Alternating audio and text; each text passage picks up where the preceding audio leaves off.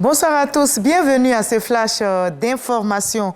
Le président de la transition du Gabon poursuit sa visite d'amitié et de travail en Côte d'Ivoire. 24 heures après son arrivée, le général Brice Oligui Nguema a visité la centrale thermique d'Azito et le CNRA, Centre national de recherche agronomique. Notez que la veille, déjà, il avait été reçu par le président Alassane Ouattara pour des échanges. Et aujourd'hui, en compagnie du Premier ministre Robert Begré-Mambé, le chef de l'État gabonais s'est imprégné de l'expérience ivoirienne en matière agricole et énergétique. Franck Quadio. Dans le cadre de sa visite officielle en Côte d'Ivoire, l'un des points d'orgue des activités du président de la transition, chef de l'État du Gabon, Brice Clotaire Oligui Nguema, reste l'imprégnation de l'expertise ivoirienne dans la dynamique de la coopération bilatérale entre les deux pays. Première escale ce vendredi, le Centre national de recherche agronomique CNRA, créé en 1998, ce service public de recherche fonctionnant en gestion de type privé car détenu à 60% par les opérateurs de type agricole, est le pôle principal de l'innovation en matière d'agriculture en Côte d'Ivoire, comme l'explique le ministre d'État, ministre de l'Agriculture en présence du chef de gouvernement Robert Begré-Mambé. Nous sommes passés de 11 400 000 tonnes produites en 2011 à plus de 22 300 000 tonnes en 2023, soit quasiment un doublement de la production vivrière sous l'ère du président de la République, son Excellence M. Alassane Ouattara. Nous envisageons porter encore plus loin ce niveau de production vivrière d'ici 2026 afin d'assurer définitivement la souveraineté alimentaire de notre pays. Cette performance du secteur agricole est fortement soutenue par la recherche agronomique. À ce titre, le CNRA a mis au point le cacao Mercedes, qui produit à partir de 18 mois, contrairement aux variétés traditionnelles pour lesquelles il faut attendre au moins 36 mois. Les différents pôles de recherche sont donc visités par la délégation forte des premiers ministres ivoiriens et gabonais. Et tous ont ensuite pris la direction d'Azito au nord d'Abidjan, qui abrite la centrale thermique dont la particularité est la production électrique grâce au gaz.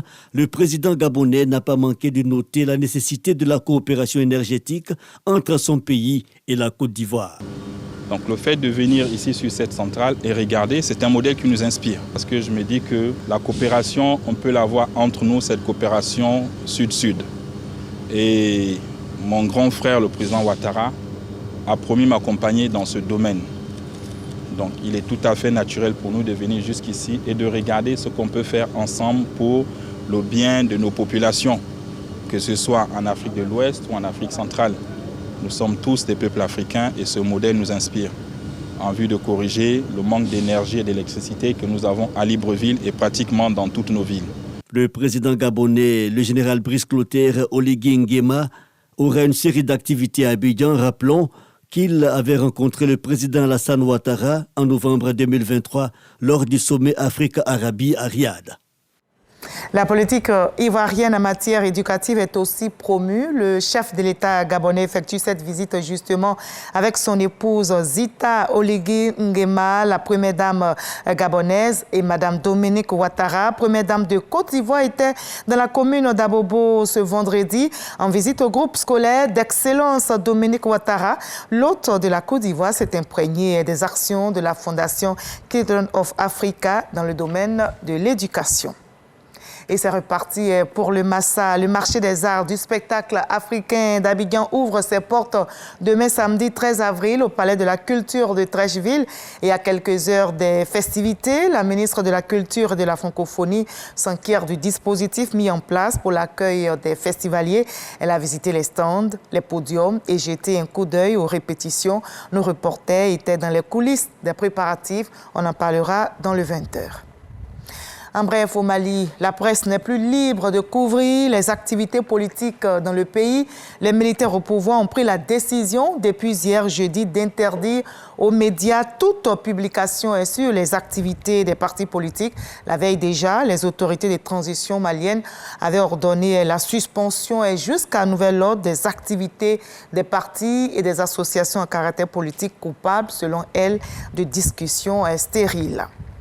Au Sénégal, une semaine après la formation de l'équipe gouvernementale, le nouveau président Bassirou Diomaye Faye fait face aux critiques de la société civile.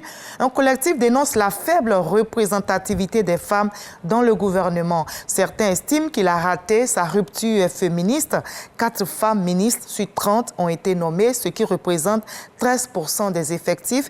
Dans le dernier gouvernement de Macky Sall, qui était au pouvoir, notez que les femmes étaient 18%. Un chiffre peu conséquent donc pour le collectif des citoyens et citoyennes au Sénégal qui dénonce un recul inacceptable. L'appel est donc lancé aux parlementaires pour introduire un projet de loi sur la parité dans les fonctions nominatives. On se retrouve à 20h.